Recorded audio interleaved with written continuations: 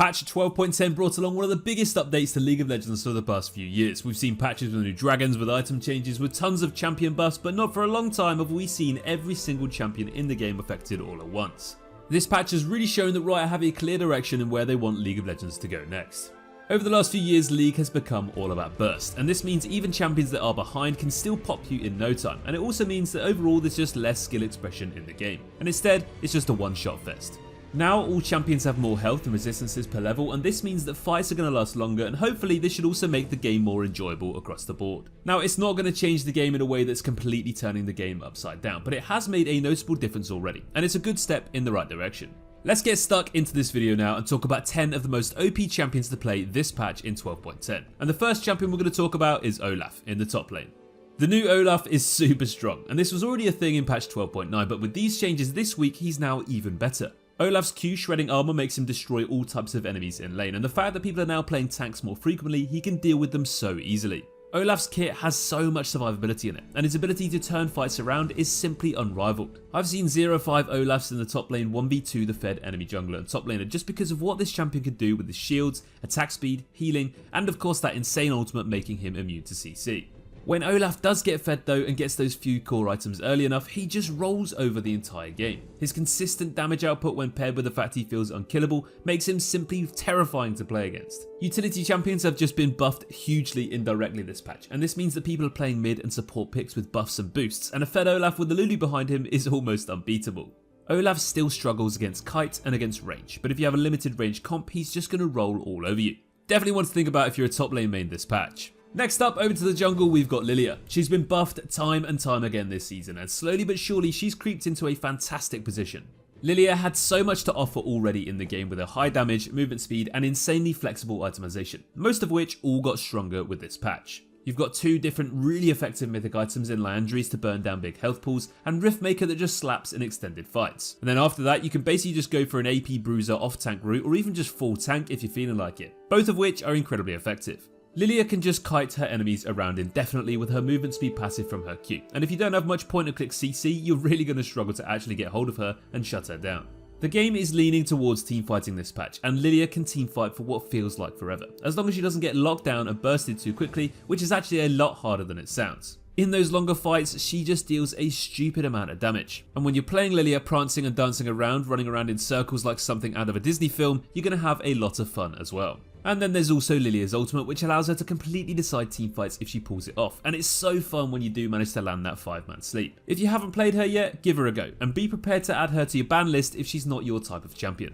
Who's the first champion you thought was going to be absolutely broken when you heard about this patch? If the answer was Vayne, you were absolutely right. She is the one champion that everybody knew was going to be even stronger with this patch, and she's already been having such a great season 12 so far. Vayne still has and will always have those weaknesses of a punishable early game, relatively low range, and of course wave clear, but her strengths far outweigh these weaknesses in this patch. As long as you don't int into an aggressive bot lane and you can get through even or even ahead, you're just going to be so strong in the mid to late game. You're going to be playing against a lot more tanks, which you deal with super easily, and then even those utility mages and bruisers you can deal with pretty well as long as you have the skill to play this champion. Vayne really does only need a few items to pop off now. Her core build of Mythic, Boots and Gwynsu's is more than enough for her to start dealing some insane damage. Vayne's got all of those tools that she needs to really get the job done too. She's got the self-peel in her Condemn, her ultimate adds her chase and kite potential, and those stealthy tumbles make her really difficult to actually get hold of. Vayne is a lot of fun, and she's in a really good spot this patch, so definitely pick her up if you're an AD carry main.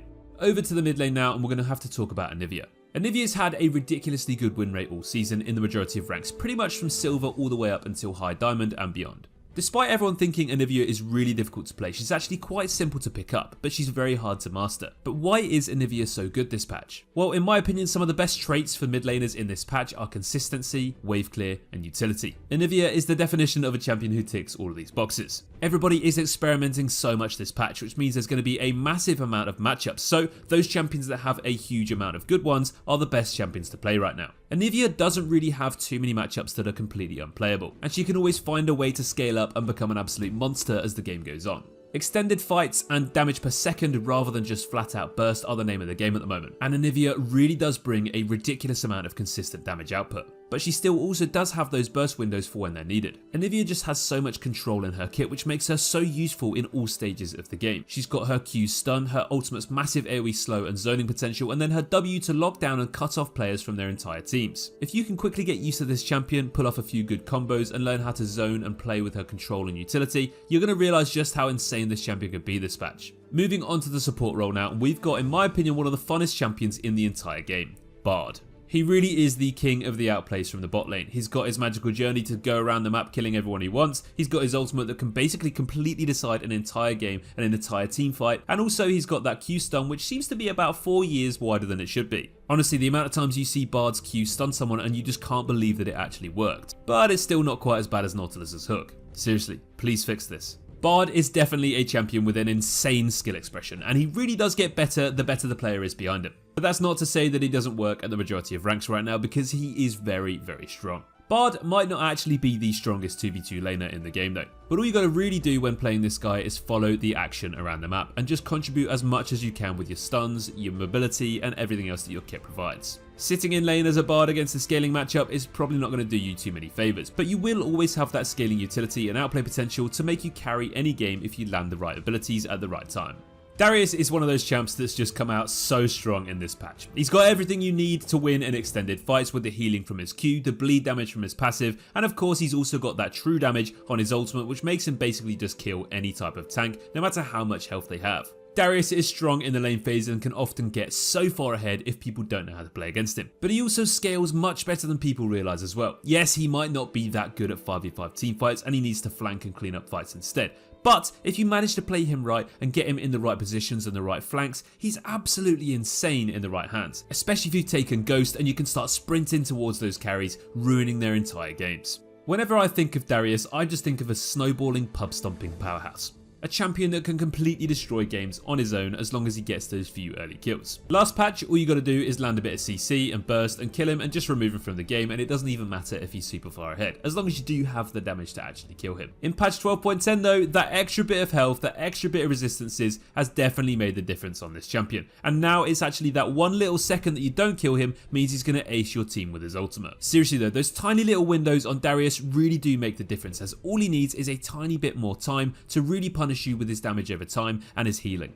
If whenever you think of Darius you get nightmares, you get shivers, you get a little bit of PTSD, it's time for you to ban him again. Since her mini rework and mid-scope update, Taliyah has been absolutely dominating the jungle scene, especially in the higher elos. In the mid lane she's not too bad either, but she does really struggle because she doesn't actually win any of the matchups early game with the amount of push that she just doesn't offer. She's definitely more than viable enough, but we're going to talk about her in the jungle as she's definitely better off here at the moment.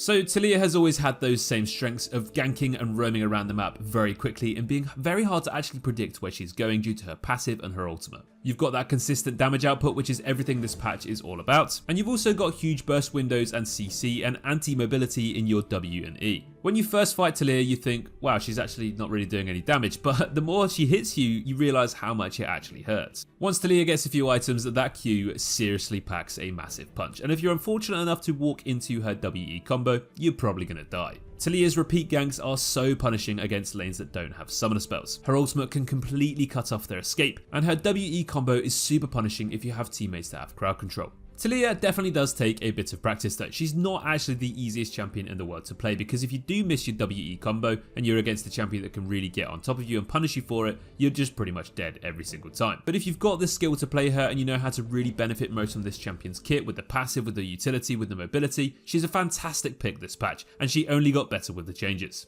Kog'Maw is another scaling hypercarry that only got better with this patch, and to be honest, he's been fantastic for quite a while, but people just haven't been playing him. He's no way near as bad in the early game as people thought, and as long as you don't get too far behind in the lane phase, you're always going to carry in the late game. Stick Kog'Maw with an enchanter like Lulu or Janna or Nami or Yuumi, and he's going to be so much harder to beat. All this guy needs is a little bit of protection and a little bit of peel, and he can mop up entire teams with his vomit. Yes, his vomit. He's also got quite a few different viable itemization paths at the moment. You can go for Immortal Shield Bow, Kraken Slayer, you can go down the tanky route, you can go down the pure damage attack speed on hit route. There's loads of different ways to build him, but he always deals a stupid amount of damage. And if this wasn't enough reason to play him already, you can even dress up like a pug with his skin, or even a butterfly, which in my mind makes playing Kog'Maw an absolute no-brainer. Next up, we're back in the support role, and Senna feels absolutely cracked at the moment. And I know, I'm sure you're all thinking whenever a Senna support is on my team, they're absolutely useless, and it's just a classic case of Yasuo syndrome. But when you play against a good Senna, you realise just how depressing it is to go into lane and just be constantly auto-attacked and queued and healed off, and then just permaban her for the rest of your existence. Sorry, I am literally speaking from recent experiences right now.